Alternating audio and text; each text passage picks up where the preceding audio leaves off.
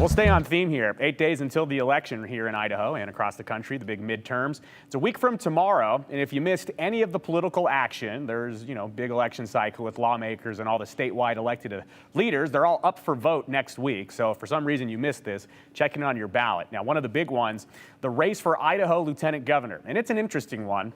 Longtime Idaho House Leader, Republican Scott Bedke, he's taking on Democrat candidate, attorney Terri Pickens-Manweiler. Now, the pair debated major policy and leadership questions on Idaho Public Television. And here on the 208, we've seen your questions about where the candidates are going right now, where everything stands, what's going on.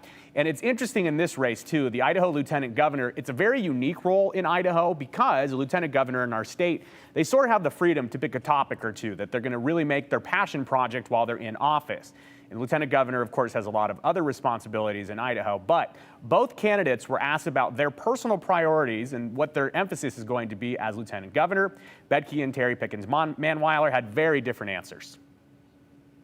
I think the number one thing we need to do as a state is to drought-proof our state. We live in the arid West, as was said, we're the fastest growing state in the nation, and we're not entitled to any more water from Mother Nature. So it's going to be incumbent upon us to stretch that water that we have, to conserve it, and then to honor the water rights that the state has granted through the years.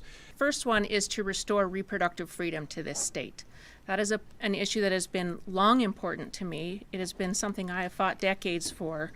And to live in a state where my daughter does not have the fundamental protections and freedoms that I've had my whole life is a real big challenge for me. And I do plan on addressing it, whether or not if it's working through with the legislature or if it's creating a ballot initiative that can be put through. But I do plan to focus my efforts on restoring reproductive freedom to the state. Another major topic for the future leaders of Idaho could be either one, growth. And here's how each candidate addressed growth and the pains that can come with it for Idaho communities. Yeah, well, unlike my opponent, I'm not pining for the past. I'm actually planning for the future. And what I would like to see in Idaho, and I can do it through the Lieutenant Governor's office, is be the liaison, like I said, to the legislature. Because there are a whole host of things that we can be doing to plan for growth.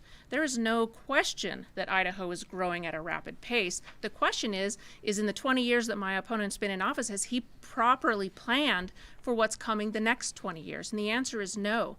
So, it's an easy concept. The growth should pay for growth. Not, let's coin a phrase here, legacy citizens. All this growth is also coming back and it is being paid for by those that were here before. I don't know that that's overly fair. I think Idahoans expect there to be cost of living increases in their taxes, etc. But when your property taxes have doubled in the last 5 years, you could make a strong case that growth is not paying for itself. And if you want to hear more of what each candidate had to say, you can find it on the Idaho Public Television YouTube page or on their website. We'll also link to it on our website as well.